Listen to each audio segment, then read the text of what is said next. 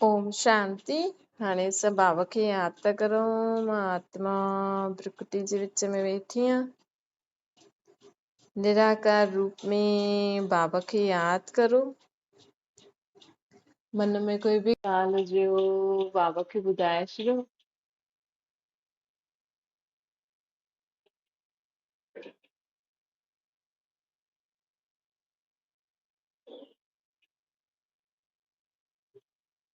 ओम शांति।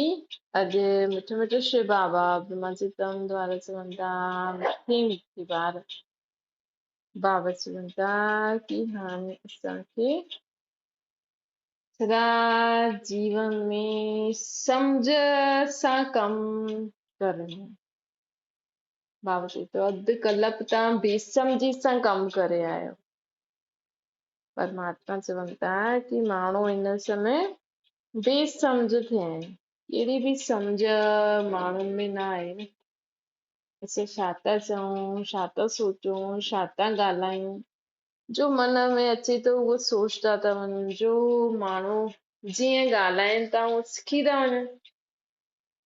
चईंदा न पहिरियों मूंखे ॻाल्हाइण न ईंदो हुयो, हाणे मां सिखी वई आहियां।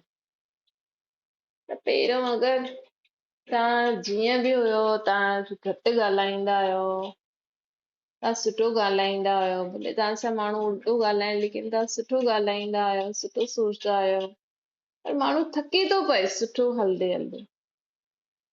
ऐं माण्हू प्रेम सां माण्हू खे 2-3 बार सम्झाईंदो त थकी पईंदो। ऐं हेॾा समय खां चिल्लाए करे ॻाल्हाए पियो, हुन में थकनि नथा। ऐं माण्हू अगरि शांती सां प्रेम सां ॻाल्हाए न त माण्हू जल्दी थकी पईंदा आहिनि। केतिरो प्रेम सां ॻाल्हायूं, केतिरो शांती सां हलूं, असां त थकी विया आहियूं। मतिलबु असांजी आत्मा जा जो निजी गुण आहिनि, उन्हनि गुणनि जे खे धारण करे माण्हू हले थो। हलदे हलदे थकी थो पए। चए थो केतिरो सहन करूं, केतिरो चुप रहूं। हाणे असां खां नथो थिए। ऐं चिल्लाईंदे चिल्लाईंदे लड़ाई झगड़ा कंदे उल्टो सुल्टो चईंदे माण्हुनि जा साल निकिरनि था, पर ख़ुशि था थियनि। चईंदा हाणे त मां ॻाल्हाइण सिखी वई आहियां, हाणे त मां बि उल्टो जवाबु ॾेई छॾंदी आहियां, मां बि ईअं कंदी आहियां, मां बि ईअं कंदी आहियां। हिन में नथा थिए, हिन में ख़ुशी थींदी आहे। अगरि कोई माण्हू पहिरियों अगरि शांती सां हले न त हलदे हलदे थकी पईंदो। किंतु बसि हाणे मां ॾाढो चुप रहिजी वियमि, हाणे मां हिनखे ज़रूरु चईंदमि। ऐं सदा चई चई चई चई चई चई माण्हू थके नथो। जीअं कॾहिं ॿुधियो आहे असां माण्हुनि खे चयो आहे भई मां त पंहिंजे हिसाब सां हलदी आहियां, मां त सभिनि खे मुंहुं ते ॿुधाए ॾींदी आहियां। इहे चईंदा आहिनि माण्हू मां थकिजी पई आहियां, हाणे मां कॾहिं बि मुंहं ते कंहिंखे बि न ॿुधाईंदमि, कॾहिं बि कंहिंसां लड़दमि न, मां ॾाढी थकी पई आहियां लड़ी लड़ी करे। ॾाढा घटि माण्हू हूंदा आहिनि जो ॾाढा सम्झंदा आहिनि कि लड़ाई झगड़ो ख़राबु आहे। बाबा चए थो नम्रता जो गुण धारण कर। जॾहिं बि असां कर्म क्षेत्र ते अचूं था न त असां हिकु कवच जे अंदरि अचूं। जीअं माण्हू बारिश में ॿाहिरि वेंदा त रेनकोट पाए वेंदा आहिनि, ईअं हिन दुनिया में जॾहिं असां कर्म क्षेत्र में अचूं था, दुनिया मतिलबु तव्हांजे घर में बि जॾहिं तव्हां कमु करणु शुरू था करो, भई राति जो त तव्हां सुम्ही पिया आहियो, सुबुह जो उथंदे ई जॾहिं तव्हांखे बाक़ी घर जे मेंबर्स सां गॾु कमु करणो पवंदो आहे, हुननि जे लाइ कुझु करणो पवंदो आहे, त माण्हू कर्म क्षेत्र में जॾहिं अचे थो तॾहिं त ॻाल्हियूं ईंदियूं आहिनि। भई त पाठ करो, ग्रंथ शास्त्र पढ़ो, आरतियूं करो, अमृत वेला करो, तेसि ताईं तव्हां ठीकु आहियो। लेकिन कर्म क्षेत्र में ई त असांखे भॻवान जी मदद खपे। छोजे लफड़ो त तॾहिं थो थिए जॾहिं कर्म क्षेत्र में अचूं था, मन में उल्टा सुल्टा वीचार, मुख ते उल्टा सुल्टा बोल, उल्टा सुल्टा कर्म त तॾहिं थींदा न जॾहिं असां कर्म क्षेत्र ते ईंदासीं। त बाबा चए थो कर्म क्षेत्र ते बि जॾहिं अचो, सुबुह जो उथी करे जॾहिं कर्म करण अचो त परमात्मा जी ज्ञान जी ॻाल्हियूं, गुण शक्तियुनि जो कवच पाए करे अचणो। मतिलबु असांखे शांति जो कवच पयल हुजे, सहन शक्ति जो कवच पयल हुजे, सर्व शक्तियूं सर्व गुणनि जो कवच पयल हुजे। ऐं कोई असांखे अगरि कर्म कंदे कंदे कोई एॾी ॻाल्हि अची बि हुई, कोई एॾी ॻाल्हि जंहिंमें असांखे सहन थो करिणो पए, परखिणो थो पए, निर्णय थो करिणो पए, त असां पंहिंजे हुन कवच खे यूज़ करो। भई हा हाणे मूंखे अर्थात पंहिंजे पाण खे हुन समय सम्झो कि मां कहिड़ी आत्मा आहियां, सहनशील आत्मा आहियां, शांत आत्मा आहियां। हीअं सम्झण सां कोई बि अहिड़ो ॻाल्हि जो असांखे सहन न थींदी, उहो सहन थी वेंदी आहे। कोई बि अहिड़ी ॻाल्हि जंहिंमें असां अशांत थी सघंदा आहियूं, उहो शांत थी वेंदी आहे। त हीअं परमात्मा असांखे छा थो चवनि, जॾहिं बि कर्म क्षेत्र ते अचो त मुंहिंजी सभु ॻाल्हियूं बुद्धि में धारण करे मां जेका गुण शक्ति ॾींदी आहिनि हुननि जो कवच पाए करे अर्थात बुद्धि में धारण करे ई कर्म क्षेत्र में ईंदा अथव। न त कॾहिं तव्हांजी कंहिं फैमिली मेंबर सां अनबन थी वेंदी आहे, कॾहिं कंहिंसां कॾहिं कोई कुझु ग़लति थो करे त मन में वीचार, कॾहिं कोई नथो मञे त मन में वीचार। आख़िर बि इंसान छा करे? इन करे बाबा असांखे चवनि था कि हाणे जीवन में असांखे सदा छा करिणो आहे, सर्व शक्तियुनि गुणनि ऐं परमात्मा जी श्रेष्ठ मत जो असांखे मिली आहे हुनजो कवच पाए करे सदा हुनजो कवच पाए करे सदा रखंदासीं त असांजे जीवन में शक्तियुनि गुणनि ऐं सम्झ वधदा रहंदा। त बाबा चवनि था कि हाणे दुनिया में इहे त माण्हुनि खे खपे, बाक़ी सभु चीजूं त माण्हू ॾेई सघंदा, लेकिन असांजे जो बि संपर्क में अचे तव्हांखे बसि एतिरो संकल्प करिणो भई हिन परमात्मा खे जो बि खपे, असांखे कोई ॻाल्हि ॿुधाए कोई माण्हू त हुन समय असां हुनजी ॻाल्हि न ध्यानु न ॾेई करे असां परमात्मा ते ध्यानु लॻाए हुन परमात्मा खे चऊं भई हिनजी जो बि तकलीफ़ आहे, जो बि प्रॉब्लम आहे, तव्हां ॿुधायो असां कीअं हिनजी सॉल्व करूं, तव्हां हिनजी मदद करो। पोइ परमात्मा असांजी मदद कंदा आहिनि या हुन आत्मा जी ॿी के तरीक़े सां मदद कंदा आहिनि ताकी हू पंहिंजी परेशानियुनि सां मुक्त थी सघे। बाबा चवनि था ॾिसो दुनिया में असां ईंदा आहियूं त इलाही टाइप जा माण्हू हूंदा आहिनि दुनिया में, ॾाढे टाइप जा माण्हू, ॾाढे टाइप जी ॻाल्हियूं, त कोई बि कमु कंदव न कोई माण्हू टोकण वारो आहे ई। तव्हांजे कुझु बि कमु कंदव त कोई न कोई तव्हांखे चईंदो हीअं थोरी कबो आहे, हीअं न कबो आहे, कोई चइबो हा हीअं ई कबो आहे, कोई चईंदो हा, कोई कंहिंसां त संतुष्ट रहंदो, कंहिंसां असंतुष्ट रहंदो, त हिन जो मतिलबु छा असां कम ई न करो। अगरि कोई माण्हू असांखे पंहिंजे कम में परेशान करे थो, तव्हांखे नज़र अचे थो त तव्हां बाबा चवनि था हुन समय पंहिंजे अंदरि पाण खे हुन कवच जे अंदरि सम्झो, परमात्मा जी चित्र ठाहे जे अंदरि।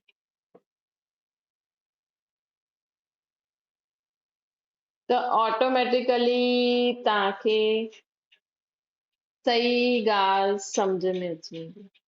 त बाप हाणे असांखे छा था चवनि कि कॾहिं बि जीवन में असांखे हलचल में न अचिणो आहे, कॾहिं बि जीवन में असांखे शक्तियुनि गुणनि जी कमी जे कारण हार न खाइणो। सदा अगरि असां सर्व गुण सर्व शक्तियुनि जो कवच पाए करे रहंदासीं त असांखां ऑटोमेटिकली उहो ई कमु थींदो आहे जो यथार्थ हुजे, जो सही हुजे, समय ते। बाबा चवनि था समय ते अगरि त समझदारी सां कमु वठो न। कई माण्हू चवंदा आहिनि भॻवानु ॼाणे, भॻवान ई थोरी छेको खणी रखी अथई, हाणे कल्ह तव्हांजे जीवन में छा थियण वारो हुनजी जिम्मेवारी भॻवानु खणंदो छा? त भॻवान त चईंदा आहिनि भई जो कर्म कंदा उहो पाईंदा। इन करे बाबा सभु चवनि था कि सदा पंहिंजा सुठा कर्म करो, मुंहिंजे चए ते हलो त तव्हांजा आपे ई कर्म सुठा थींदा, तव्हांखे सुठो फल मिली वेंदो।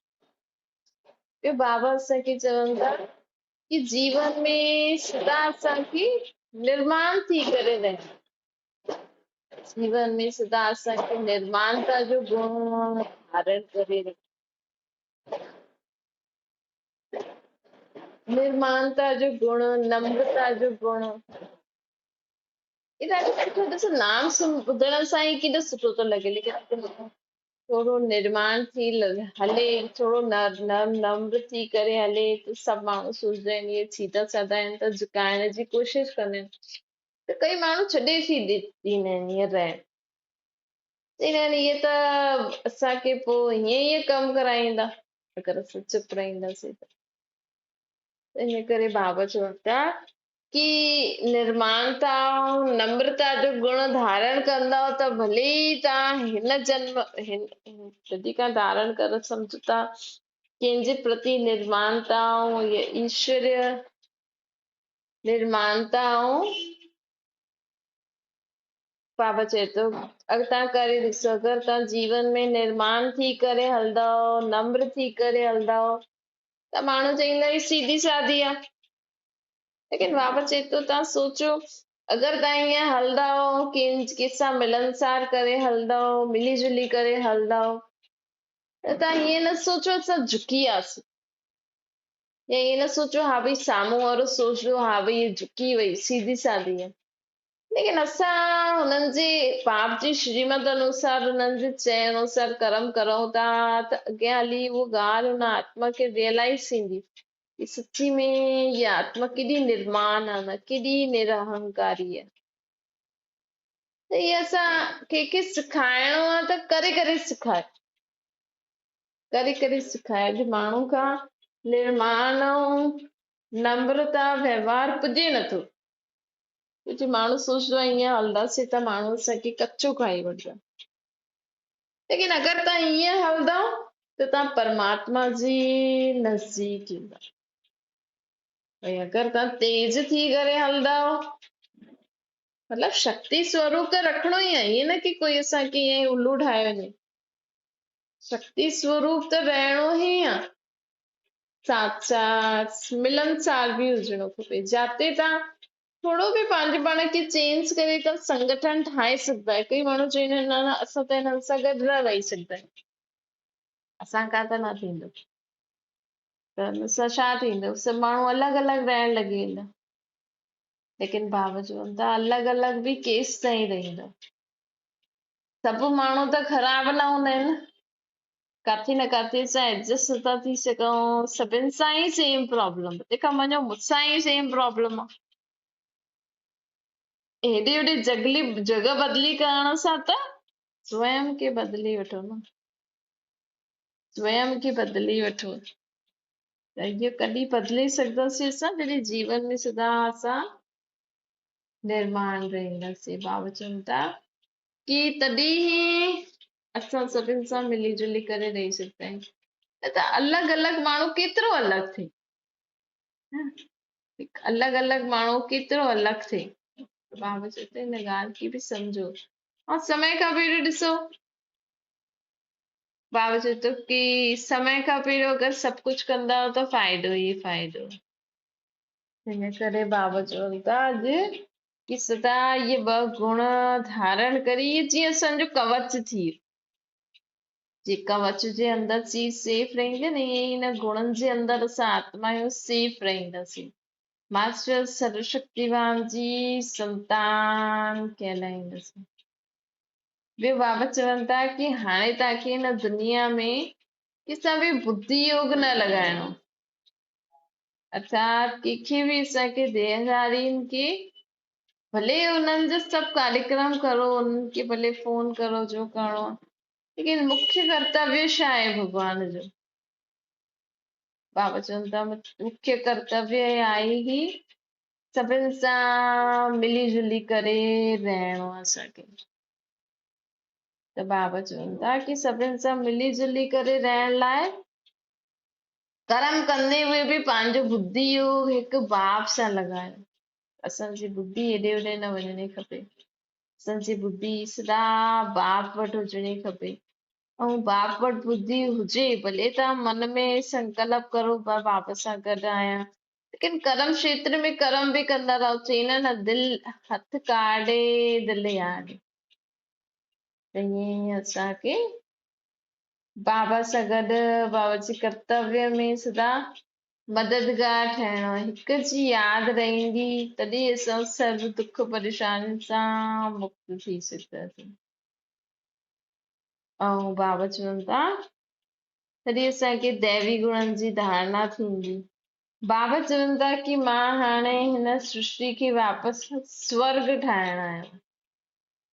परमात्मा हिन सृष्टि खे छा ठाहिणु आयो आहे? वापसि खां स्वर्ग ठाहिणु आयो आहे। चवनि था तव्हांजी दुनिया स्वर्ग हुई, लेकिन हिन समय तव्हां बिल्कुलु हिनखे नर्क ठाहे छॾियो। केरु ठाहियो? असां ई ठातो न। बाबा चवनि था ॾिसो तव्हां ई नर्क ठातो अथव, पोइ तव्हां ई हिन नर्क जहिड़ी दुनिया में मूंखे घुराए करे मूंसां प्रतिज्ञा था करायो। त बाबा चए थो कि हाणे खुद ही आपे ही कर्म करो, आपे ही खुद सां प्रतिज्ञा करो त तव्हां पंहिंजे सभु दुख परेशानियुनि सां मुक्त थी वेंदा। माण्हू चवंदा आहिनि रहम करो, रहम करो, हे भॻवान मुझ ते दया करो। चवंदा आहिनि न भॻवान चवंदा आहिनि ॿ हथ ॿ पेर ॿ अखियूं अथव। भॻवान त डायरेक्शन ॾींदो ईअं ईअं करो। भई अॼु माण्हू चए थो कि ये जेका बि माण्हू ज्ञान में या सत्संग में या कहिड़े बि दर में माण्हू अॻियां वधंदा आहिनि नई फील्ड में, त माण्हू सोचंदा आहिनि अरे मां त इअं थी करां त मां अॻियां कीअं वधंदमि।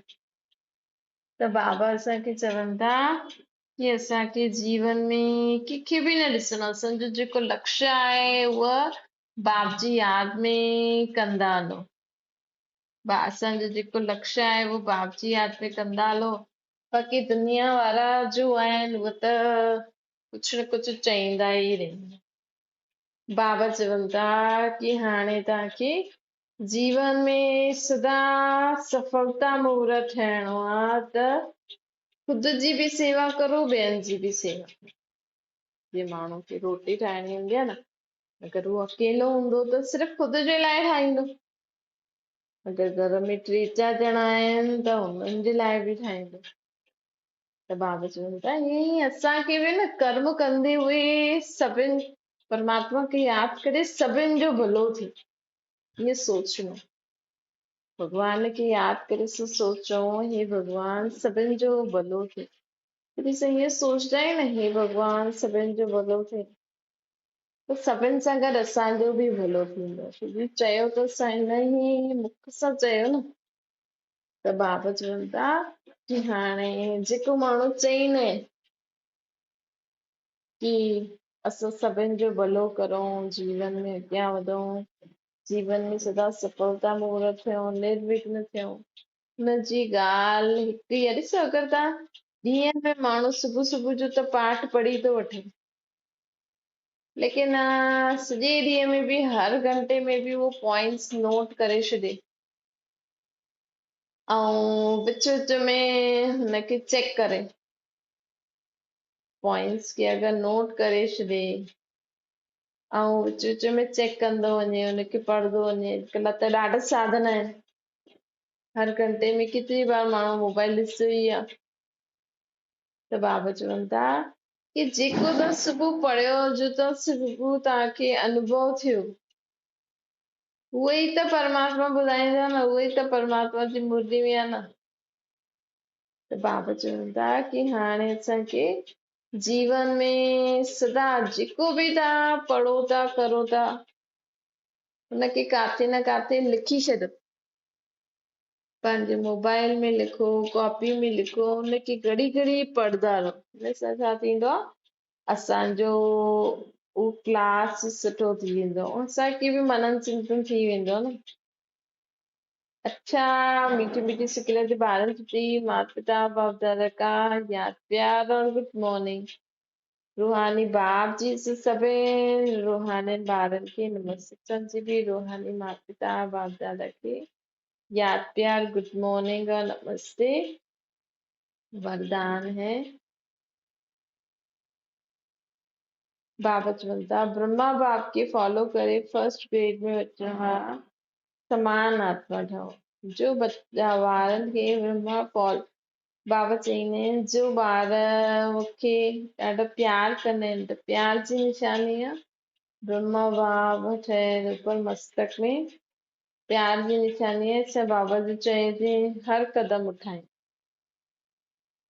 बाबा चवनि था इहा त अगरि तव्हांखे परमात्मा सां प्यार आहे परमात्मा जी शिक्षाउनि सां प्यार आहे त अॼु खां वॾे सां परमात्मा जो त चयो मञदा ई आहियूं त असां जीवन में जॾहिं सभु ॻाल्हियूं जीवन में साथ रखी करे हलंदासीं त असांखे सहजी एक्टिंग अची वेंदी स्लोगन आहे ब्रह्मा बाप स्लोगन आहे सफलता मूर्त ठहिणो आहे त सेवा ऐं स्व सेवा ऐं ॿियनि जी सेवा जो बैलेंस रखो सफलता मूर्त ठहिणो आहे पोइ ख़ुदि जी सेवा ऐं ॿियनि जी सेवा गॾु गॾु करो ईअं न भई पहिरियों मां करां पोइ माण्हू बाबा जी तो कर्म क्षेत्र में बि ईंदा आहियो त मुख सां चईंदा रहो वाहिगुरु वाहिगुरु वाहिगुरु हुन वाहिगुरु खे यादि करे कर्म करो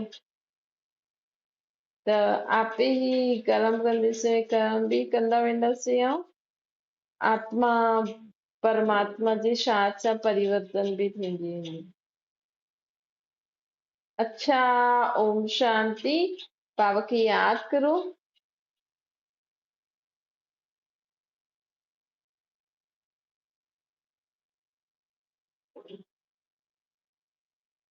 ओम शांति ओम शांति दीदी।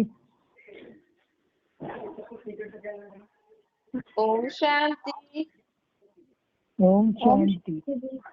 हाँ।